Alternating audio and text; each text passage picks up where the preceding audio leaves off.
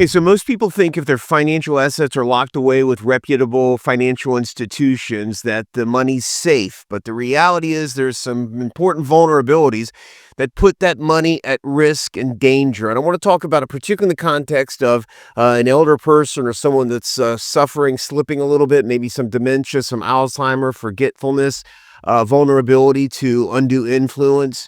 What we see frequently is that financial accounts that are locked away, maybe mom or dad was very clear, very specific about where their accounts were being held, big national institution, big stockbroker they worked with for a long time.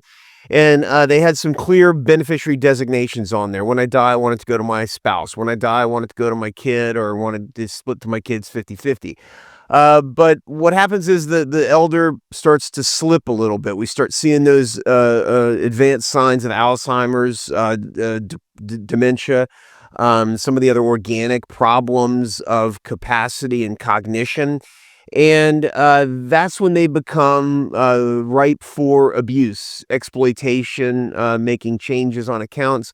And one of the big problems is wills, power of attorney, those kind of things, typically done in an attorney's office, typically done with some really important safeguards. We do a lot of advanced work for capacity, undue influence, talking a lot with a person, having multiple meetings to make sure that I'm comfortable with what the elder is doing and making sure that they, in fact, have capacity. But in the case where they've got financial accounts that are significant, no matter what the number is, they're significant to the person. If it's $100,000 for one, that's significant. It's millions of dollars for others, that too is significant.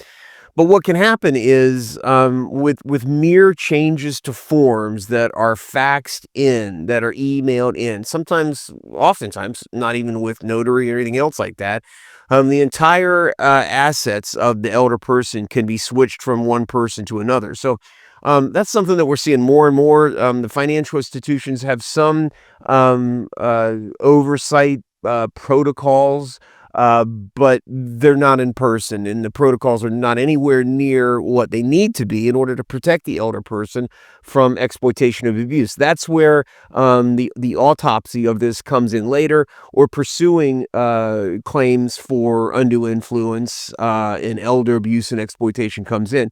When you find out that the accounts of the elder person have been changed, and there are real questions about whether that was the true manifestation of the elder or the victim's intent, that's when having a judge come in to unwind all those is really important.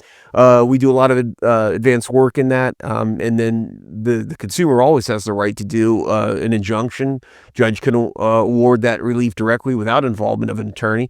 Department of Elder Affairs can initiate investigations, and if they find, in fact, that there is exploitation, they got the ability to wind those things back and bring criminal charges when it's an extreme situation. But it's a conversation that's got to be had, more understanding of these circumstances surrounding financial accounts. And I could promise you that in 2026 and beyond, as more and more of this money that's held in these institutions starts to move around, we're going to be unwinding a lot of these transactions. So if you've got an elder person, you got questions about financial accounts, time to drop a link in here, drop a comment or subscribe button so we can provide additional information.